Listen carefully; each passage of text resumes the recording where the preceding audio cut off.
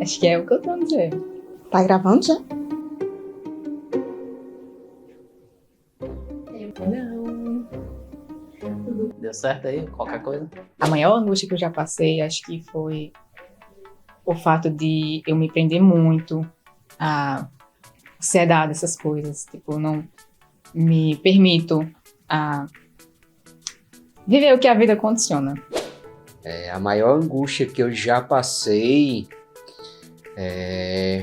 eu acho que são momentos em que pessoas da minha família estão com problema de saúde, né? Que são momentos que você se sente meio que impotente, né? Você não tem o que fazer, né? É entregar nas mãos de Deus, buscar o atendimento médico adequado, mas que a gente sempre fica com o coração na mão nesses momentos. Lidar com frustrações que te cercam do dia a dia e te deixam angustiado. No sentido de que lidar com pessoas é difícil, então você se angustia em algumas situações. A maior angústia que eu passei foi perder um ente querido, certo? Há um tempo atrás, quando eu morava em São Paulo, eu perdi uma irmã, certo? E eu não estava aqui para acompanhar, então foi uma das maiores angústias assim, da minha vida, foi ter perdido ela. A maior angústia que eu já passei, sem dúvida, foi uma angústia recente. Passei por um momento muito difícil no ano passado, em que meu pai foi fazer uma cirurgia e ele teve sérias complicações e a gente lidou com sentimentos muito ruins, assim, e contrariando até a ciência, a descrença de alguns profissionais de saúde. Ele conseguiu superar após 75 dias internado na UTI. Eu passei pela maior dor da minha vida, que foi essa angústia, esse medo de perder meu pai. E isso, sem dúvida, acho que foi um dos piores momentos assim, da minha vida. A angústia na minha vida, ela causa, eu acho que é uma inquietação, um silenciamento, né? Eu sou bastante extrovertido, eu fico um pouco mais calado. Eu tenho o hábito de não compartilhar esses momentos com outras pessoas. Acho que é muito uma prisão assim, interior, sabe? Tipo, o que você, sei lá, se prende, querendo ou não. A angústia às vezes não permite você viver do jeito que você quer. E é algo que a gente precisa controlar, sabe? A angústia é inevitável, só que a gente precisa tomar na dose certa para poder continuar vivendo como a gente deve. Quando você se sente angustiado, essa é como se fosse realmente uma prisão, né? E você precisa de ajuda. Você precisa se apegar a algo que é superior.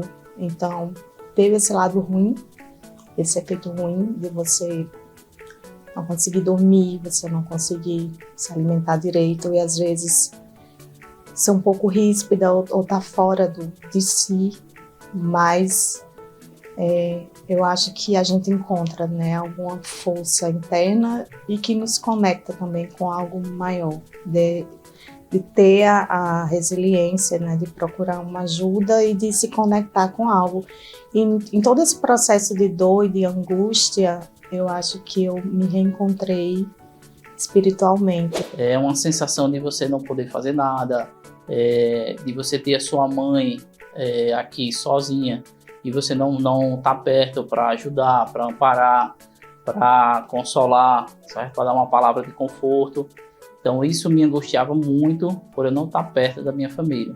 O efeito da angústia na minha vida acaba me deixando triste. E quando você fica triste, você deixa de fazer várias coisas. Você fica angustiado pela sensação de não conseguir e não conseguir se portar do jeito que você se portaria se fosse um dia comum.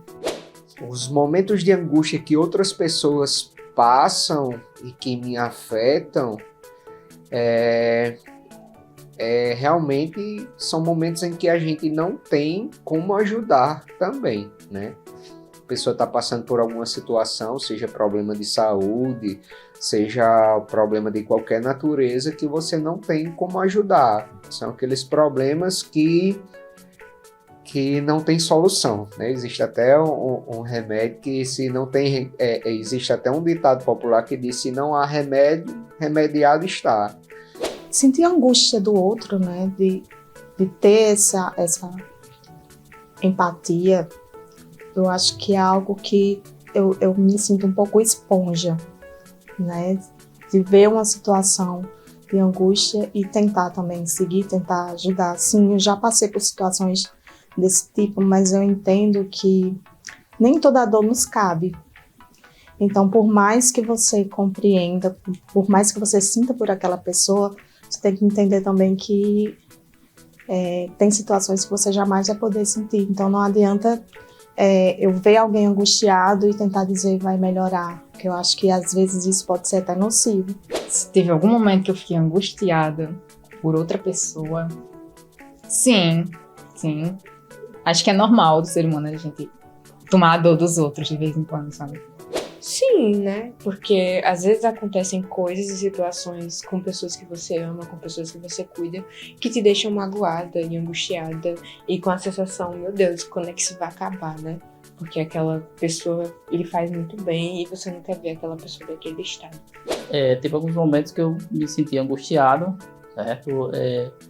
Mas, assim, ao mesmo tempo, eu percebo, assim, que às vezes a gente tem que deixar as coisas acontecer, certo? A gente não consegue manipular tudo, a gente não consegue fazer tudo do nosso jeito. Às vezes a gente tem que deixar as coisas acontecer, porque é uma forma de aprendizagem, né? Tudo que acontece nas nossas vidas, seja na minha, na sua ou de outras pessoas, ela vem de uma forma para a gente aprender. Uma angústia que foi superada. Eu acho que todo universitário já passou por essa angústia, né? São os trabalhos de conclusão de curso, né? Seja na graduação, na pós-graduação, no mestrado. É um período bem angustiante. O pavor que eu tinha de crescer, de virar adulta, quando a gente enfrenta as coisas, a gente... não é tão ruim assim, sabe? Dá pra lidar com isso. Apesar de ser assustador, mas a gente continua.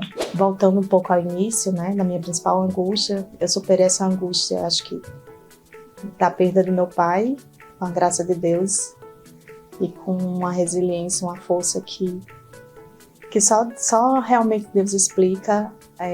A gente superou isso tudo juntas. Foi quando eu fiquei um pouco mais longe, assim, do meu filho, certo?